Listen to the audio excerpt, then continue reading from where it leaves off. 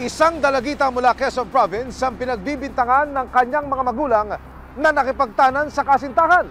Pero ayon sa menor de edad, meron daw siyang malagim na rason para lisanin ang kanilang tahanan. March 31, 2024, biglang nakatanggap ng text si Joel, hindi niya tunay na pangalan. Nanghihingi ng tulong sa kanya ang pamilya ng kasintahan ng kanyang 15 taong gulang na anak na si Kevin. Hindi niya rin tunay na pangalan. Nawawala at hindi raw nila mahanap ang kanilang 14 anyos na anak na itatago namin sa pangalang Sarah. Ang suspetsa nila, nagtana na ang dalawa. May nagpasok lang sa akin ng chat, spam messages. Pagtingin ko sa humihingi sila ng tulong sa akin na ilabas ko daw yung anak ko dahil yung pamangkin ng bayaw niya ay 14 years old pa lang daw itinanan ng anak ko. Kaya sabi ko sa kanya, nakakabigla ang balita mo sa akin. Huwag po kayong mag-alala, gagawin ko ang paraan ko bilang ama, hahanapin ko sila. Sa paghahanap ni Joel, napag-alaman niyang nakatira ang dalawang menor de edad sa bahay ng kanilang lola. Pero nang makatanggap siya ng pagbabanta mula sa pamilya ni Sarah, nagdalawang isip na siya sa pagkupkup nila sa dalagita. Kapag nakita mo na, sabihin mo sa akin. Pupunta ka agad kami. Pero magsasama kami ng polis. Nag-alangan ako, naisip ko, kung isusurrender kong anak ko, asa ng seguridad namin? Kaya lumapit po ako sa inyo sa Action Center, sir. Nagkakilala sina Kevin at Sarah sa Quezon Province. Sa akin nagkakilala? Sa bahay po ng tita ko. Yung tita ko po, may-ari po siya ng vulcanizing shop. Vulcanizing shop? Opo. Okay. Tapos po, naging trabador po ng tita ko sa vulcanizing shop po na. Nung una po, kwento-kwentuhan lang po kami. Ganun po, kaibigan, tropa-tropa po.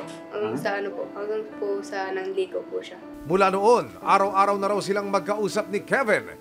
Hindi nagtagal, ibinigay na rin daw ni Sarah ang kanyang matamis na oo sa kanyang manliligaw. Sa kanya po ako napag-open up, napag-rant po ng mga problema, ganun po. Pero ang kanilang relasyon maagang sinubok. Pauwi na sana si Kevin sa kanyang mga magulang sa Taguig nang malaman niyang may bumabagabag kay Sarah. Umalis po kami kasi yung papa niya po kasi minamanyak po siya. Nagkwento po sa akin. Tapos nagsabi siya na lalaki daw po siya mag-iipon. Nagsuggest po ako na kung sa amin na lang tumira, kukunin ko na lang. Kasi alis na rin po ako sa trabaho ko. Nanginginig po. Nanginginig galit. Kasi di ko siya matulungan na ginaganon. Wala akong magawa. Kasi sa chat lang po sinabi. Kinupkup daw ng mga kinagisnang magulang si Sarah noong bata pa siya. Naging tunay na anak daw ang turing sa kanya ng mga ito, kaya hindi niya inaasahan ang ginawa ng kanyang amain na labis niyang ikinatakot. Ano ang rason bakit naisipan mong lisanin o umalis doon sa bahay nyo sa Agdangan, Quezon? May nangyari po kasi hindi po maganda. Nakakabastos po. Kahit isang beses niya lang po yun nagawa sa akin. Hindi ko naman po in-expect na magagawa niya po yun sa akin kasi para pong sa aming magkakapatid, favorite ko po ako ganun. Paano ka pinagsamantalahan ito? Kakauwi ko lang pong galing school. Nagbibihis po ako sa kwarto. Bigla po siyang pumasok dun sa kwarto ko. Nung nagbibihis po ako, bigla po siya naghagis ng kondom ko sa higaan ko. Dahil sa sumbong ng nobya ni Kevin tungkol sa kanyang amain, niyaya niya ang kasintahan na sumama sa kanya sa Maynila. Biglaan lang po yun. Basta sabi ako, magkita lang po kami sa Grand Terminal ng madaling araw. Pero para sa ama ni Kevin na si Joel, dahil pawang menor de edad ang magkasintahan, minabuti niyang lumapit sa resibo para magpatulong kung ano ang wastong gawin. Sinamahan sila ng aming team sa City Social Welfare and Development Office o CSWDO ng Taguig para malaman ang mga susunod na hakbang. Personal po tayong magtutungo ngayon sa tanggapan ng CSWD, yung City Social Welfare and Development Office ng Taguig City Hall, para idulog yung problema at mabigyan solusyon po o resolusyon itong sinapit ng bata at tinaho ng kanilang pamilyang nadamay na sa problema. Matapos makinig sa salaysay ni na Joel, Kevin at ni Sarah, nagkaroon na ng desisyon ng CSWD ng Taguig para sa kapakanan ni Sarah.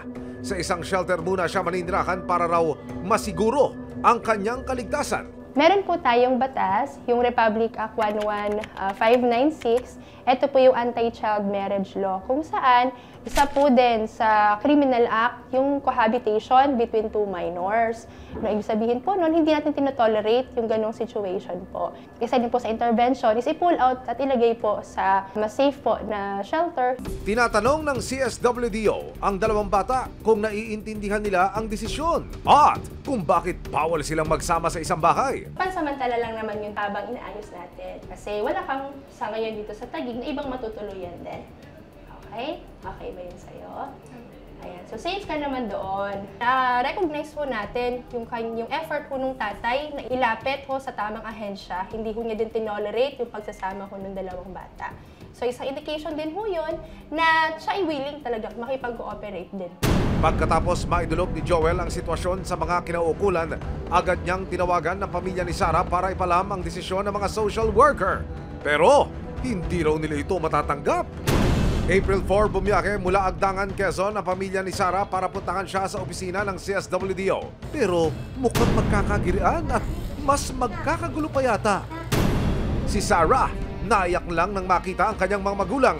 Bahagi rin daw ng investigasyon ng mga social worker ang alamin kung legal ang pag-ampo ng mag-asawa kay Sarah.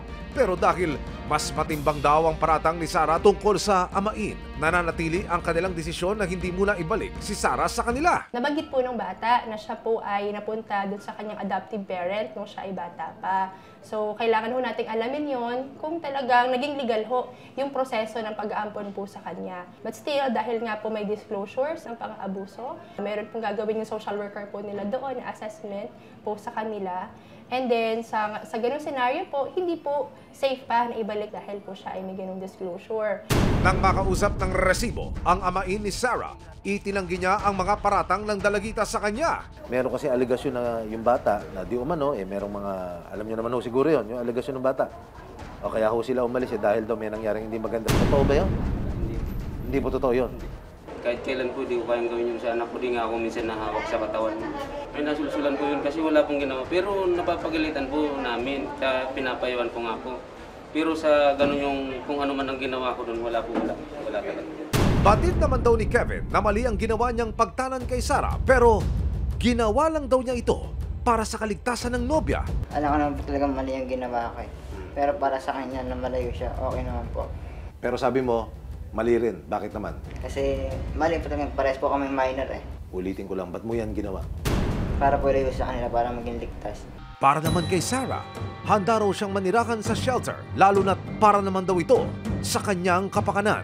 Ano ang masasabi mo na ikaw ay nasa shelter ngayon? Kamusta ang buhay mo? Malungkot po at hindi po ako sanay ng ganun yung pamumuhay ko po. Bagong pakikisama na naman po. Parang naman po sa kapakanan naman po namin dalawa. Naintindihan ko naman po yung sitwasyon.